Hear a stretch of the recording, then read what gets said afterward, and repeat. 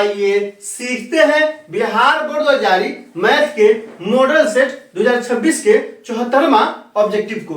दोस्तों आप यहाँ देख रहे हैं मॉडल सेट 2026 के 74वां सवाल। यदि प्रथम n प्राकृत संख्याओं का माध्य 4n बटा में 7 है तो n बराबर a में क्या दिया है 3, b में क्या दिया है 4, c में क्या दिया है 7, डी में क्या दिया है 14। दोस्तों डिस्क्रिप्शन में क्या किया है प्लेलिस्ट लगा दिया है। पहला और दूसरा प्लेलिस्ट है बिहार बोर्ड 2020 मैथ के मॉडल सेट 2026-2025 के सवालों का।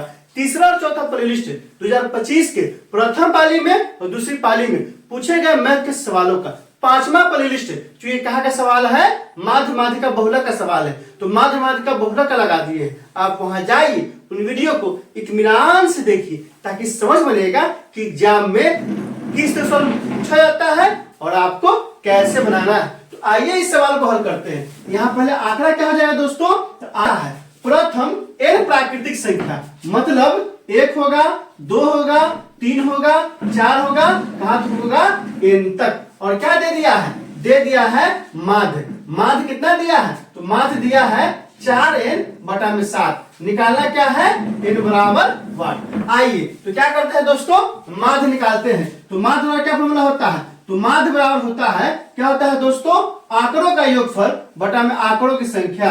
आप क्या कीजिए इसे जहन में बैठा लीजिए, ये बहुत ही इंपॉर्टेंट सूत्र है क्योंकि कभी कभी एक नंबर में है ना सीधा फॉर्मूला पूछ देता है। कौन सा फॉर्मूला है, तो माध्य बराबर आंकड़ों का योगफल बटा में आंकड़ों की संख्या। अब आइए माध्य कितना दिया है, तो 4n बटा में 7। यहाँ पहले ही माध्य दे चुका है, यहाँ से क्या हो जाएगा, यहाँ से हो जाएगा 4n बटा में 7 बराबर आंकड़ों का योगफल। तो आंकड़ा यही ना है प्रथम n प्राकृतिक संख्या, तो 1 plus 2 plus 3 plus dot dot क्या हो जाएगा दोस्तों प्लस n। अब बटा में क्या है, क्योंकि इसमें क्या आंकड़ा है तो आंकड़ों की संख्या कितना है, तो n तक है, तो n है, तो बटा में क्या हो जाएगा n हो जाएगा। अब आइए अब क्या करेंगे दोस्तों, तो ध्यान दीजिए यह क्या है, अब यह है 1 प्लस 2 प्लस 3, मतलब प्रथम n प्राकृतिक संख्याओं का योगफल ऊपर में निकालना है। एक सूत्र होता है, कौन सा सूत्र होता है, तो प्रथम n प्राकृतिक संख्याओं का योगफल फॉर्मूला होता है n बटा में 2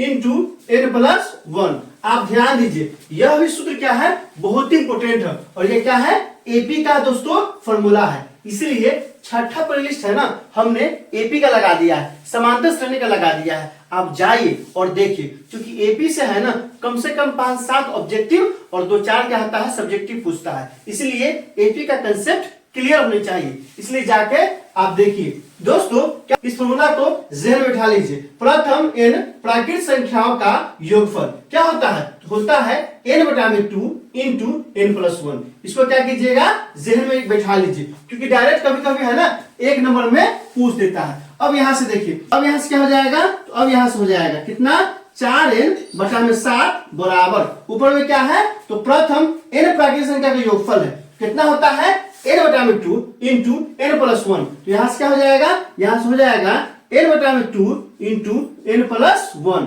गुने क्या हो जाएगा 1 बटा में n हो जाएगा। ध्यान दीजिए इसको कहाँ के लिखे हैं, तो 1 plus 2 plus 3 plus dot dot dot plus n। यह क्या है, तो प्रथम n प्राकृतिक संख्या का योगफल कहता है और कितना होता है, तो n बटा में 2 इंटू n प्लस 1 होता है। इसलिए ऊपर वाले को हटाया है और ऊपर वाले की जगह पे इतना लिखे और जो ये बटा में था ना 1 बटा में n हो गया है। अब यहाँ से क्या होगा दोस्तों, यह n से n कट जाएगा। अब क्या बचेगा, यह 2 क्या है इधर बटा में इधर गुना में आएगा और ये 7 क्या है इधर बटा में है उधर गुना में जाएगा। यहाँ से क्या हो जाएगा गुना करेंगे तो हो जाएगा 4n गुने 2 बराबर 7 इंटू n प्लस 1 हो जाएगा। अब यहाँ से देखिए ब्रैकेट को तोड़िए, यहाँ से क्या हो जाएगा 4 दूना ही 8n बराबर। ध्यान दीजिए अब क्या करेंगे ब्रैकेट को तोड़ेंगे, तो ब्रैकेट को तोड़ेंगे तो क्या हो जाएगा, यहाँ 4 दूनी 8 हो जाएगा बराबर 7 से गुना कीजिए तो 7n, अब प्लस प्लस प्लस प्लस होगा और 7n कितना हो जाएगा 7। अब इसको इस पार से इस पार लाएंगे तो यहाँ से क्या हो जाएगा, क्योंकि 8n पहले से ना है तो यहाँ क्या हो जाएगा दोस्तों, यहाँ हो जाएगा 8n माइनस 7n बराबर कितना होगा 7 होगा। कैसे होगा आप यहाँ देख सकते हैं, 8n पहले से था तो 8n जो करते हो गया, फिर यहाँ क्या है 7n प्लस में ना है, इस पर आया तो माइनस में, यहाँ आ गया -7n बराबर, तो बराबर में क्या बच गया 7 बच गया ना, बराबर में 7 हो गया। अब यहाँ से क्या हो जाएगा 8n में से 7n घटेगा, क्या हो जाएगा n बराबर 7 हो जाएगा। यही क्या हो गया हमारा आंसर हो गया। अगर यही सवाल हूबहू 2 नंबर में रहता तो यहाँ क्या लिखते, यहाँ लिख देते अतः n बराबर 7 है।